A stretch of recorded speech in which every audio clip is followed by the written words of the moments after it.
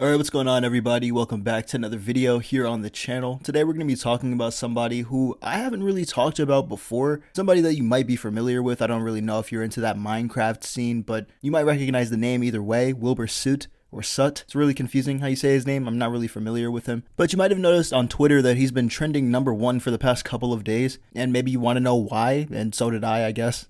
And so after looking more into the situation and kind of knowing more of the details now, I can 100% confirm that this guy is a weirdo, for sure. Now, I'm not giving him the credit of being top 10 on our Mount Rushmore of weirdos that we've covered. Definitely not. But he's up there, for sure. Right? He's up there on the list. This is because his apparent ex, Shelby, and I say apparent because they never publicly dated, came out in now deleted videos saying that she was abused by her ex, although she didn't really name drop, but it wasn't the type of abuse that you might be thinking of. It's not the punch and kick and slap. More specifically, it's biting to the point where he would hurt her. When I hear about physical abuse, I think of hitting. I think of hitting and punching. So I thought that this wasn't violent enough to be abuse. I thought that it was just like a constant accident that he kept hurting me. But he's not hitting me. And it didn't start as something that he did to hurt me.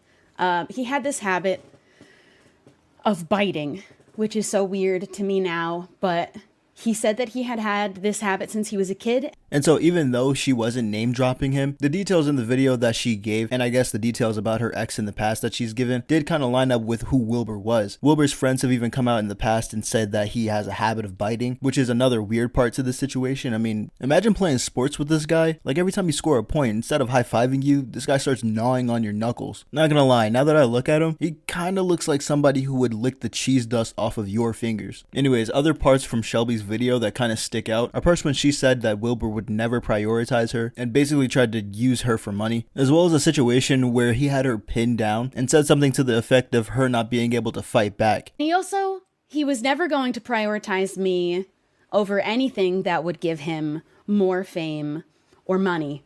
In fact, he said that himself.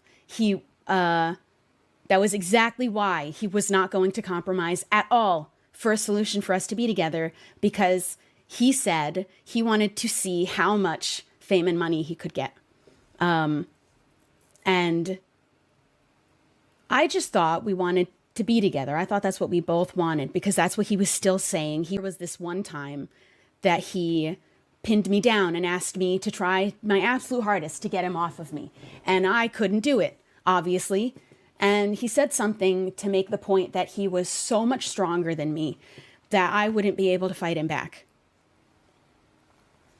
Fight back against what? What do you mean?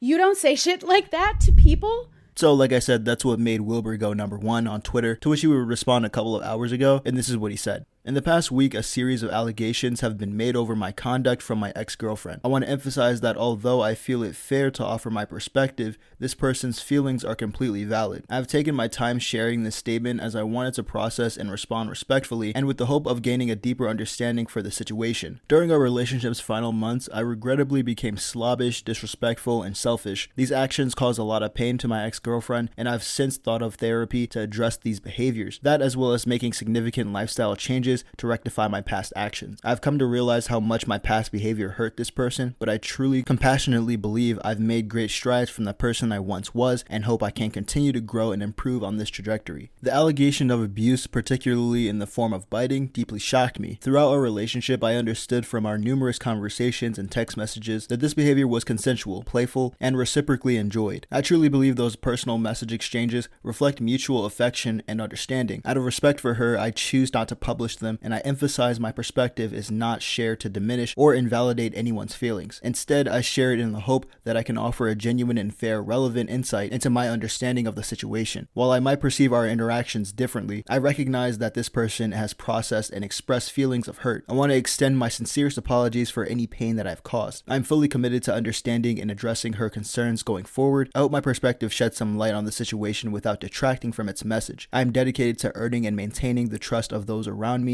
and hope I can continue to be held in these high standards I wish to attain and maintain. So this is like YouTuber apology number 2,396,000 or something like that. And with that being the case, and we've seen a bunch of YouTube apologies before, I don't feel like this is the best apology, but at the very least, it's not like the cliche video dark background, starts out with a I'm sorry guys, I messed up. You know, it kind of seems like it's more straight to the point, so I don't really think that it should get the hate that it did. I know a lot of people were saying that it doesn't really feel like an actual apology, which I kind of understand now. I mean, he started out the first paragraph by defending himself, which doesn't really equate to accountability. I don't know, if it were me, I'd probably start out with an apology and then go into giving like other context, because I mean, right now the apology is what's most important, I guess. And that seems to be what everybody else is agreeing with as well. So as far as weirdos go on the list that we have, I'd say he's probably number 17. Like I said, he's not top 10 by any stretch, but as for rankings go right now, he might be 17. He's still up there for sure, but you know, when compared to other people that we covered, I don't think he really holds a candle, especially to people like Vosh or the Big Tip. So yeah,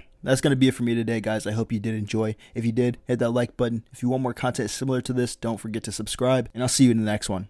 Peace.